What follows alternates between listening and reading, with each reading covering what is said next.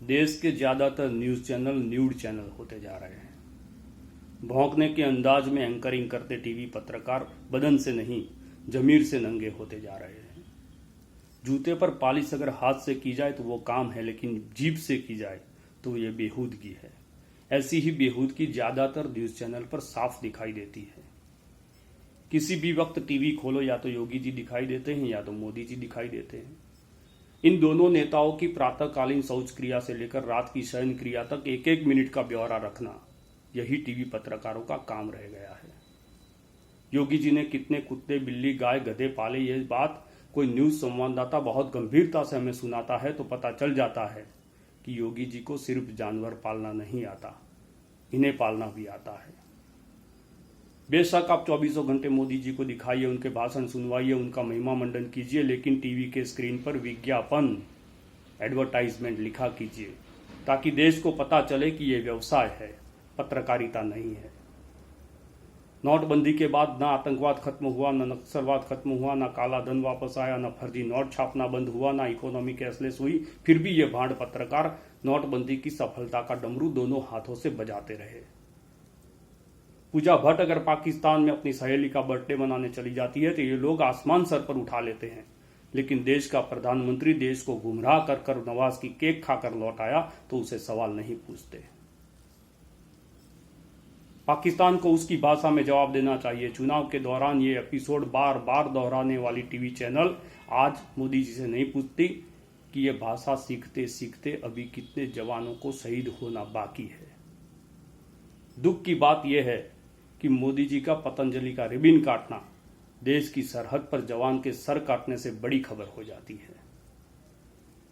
पाकिस्तान के एक्टर्स, कलाकार और यहां तक कि संवाद के खिलाफ जिनकी कुंडलिनी जागृत हो जाती है, वही न्यूज चैनल निवृत्त पाकिस्तानी फौजियों को टीवी डिबेट में बुलाकर भारत को बद्दी बद्दी गालियां पड़वाते हैं और टीआरपी बटोरते हैं। जिस्म फरोशी करने वाले भी बेशर्मी में हार गए, कुछ मीडिया के दल्ले तो उस सीमा के पार गए। मोदी जी की गिरती हुई साख को बचाने के लिए कुछ न्यूज चैनल ने टीवी स्टूडियो में बैठे बैठे ही पाकिस्तान के 2 बंकर और 7 सैनिकों को मार गिराने की झूठी खबर फैला दी। पंजाब में कैप्टन अमरिंदर सिंह अगर लाल लाइट हटाते हैं तो उनको कानों कान खबर नहीं होती, लेकिन सुप्रीम कोर्ट के दबाव में यही काम मोदी जी कर देते हैं तो वीवीआईपी कल्चर पर मोदी का वार हो जाता है। सच में 24 घंटे के लिए मोदी जी अपने तलवे पर जहर लगा दे, 90% पत्रकारों की जिंदगी जोखिम में पड़ जाएगी। ये बात मैं कह व्यंग में रहा हूं, मगर उसके भीतर के दर्द को, उसके भीतर की गंभीरता को समझने की जरूरत है।